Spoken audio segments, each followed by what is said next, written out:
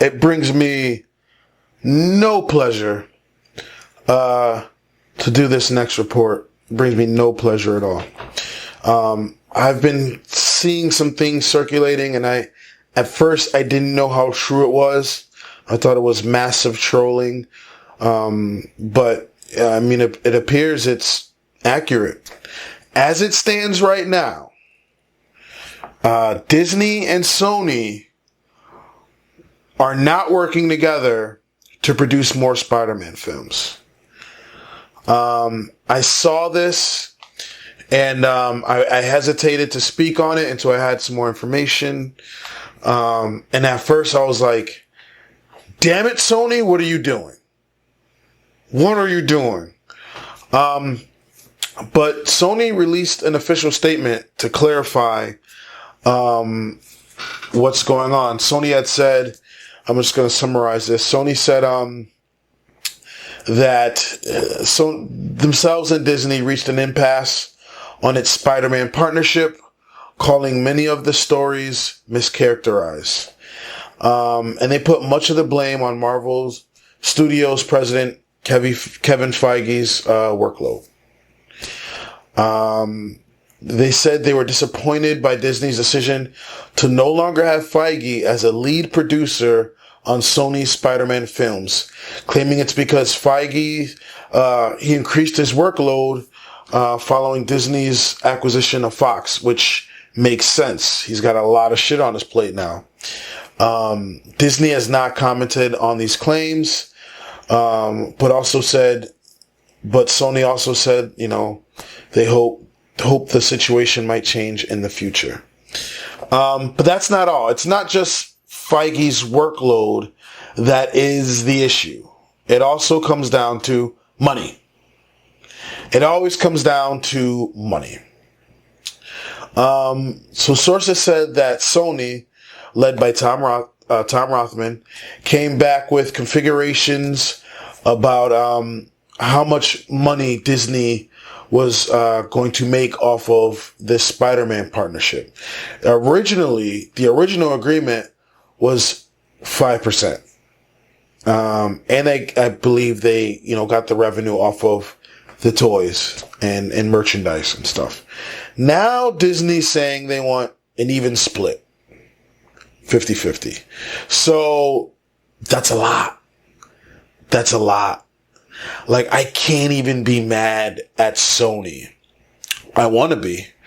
And it's kind of, okay, I'm kind of split because Sony wasn't doing too great. Fuck Into the Spider-Verse. That was an animated series. Congratulations. You finally got a non-live action one that was good for a long time. So Into the Spider-Verse, fine, whatever. You want to give that. I'm not even a huge Miles Morales fan, but you want to do that one, fine. But listen, Spider-Man 3 was atrocious. And nobody liked The Amazing Spider-Man 2. You guys are in a rough spot. I remember when this merger happened, Sony was in a rough spot. I remember it. You were in a rough spot. And Disney essentially helped save your asses. Now, don't get me wrong. Disney did themselves a favor too by acquiring Spider-Man and implementing him into the MCU. But you gotta understand, they weren't hurting. They were doing great with Tony. They were doing great with Captain America. They were doing great with what they had to work with. They didn't have any of the X-Men. They didn't have the FF. They didn't have a lot of people. And what they had, they did well with. So Disney was not hurting without Spider-Man. And like, if this deal never went through again, I wholeheartedly believe Disney could continue to do well without Spider-Man. Now, would it be ideal? No. And we'll always have a sour taste in our mouth because he is the lead face of Marvel right now. It was Tony and it was Cap. And right now it's Spidey and probably Captain Marvel. I know some people want to throw Black Panther in there, but he's not the face of Marvel right now. Disney right now.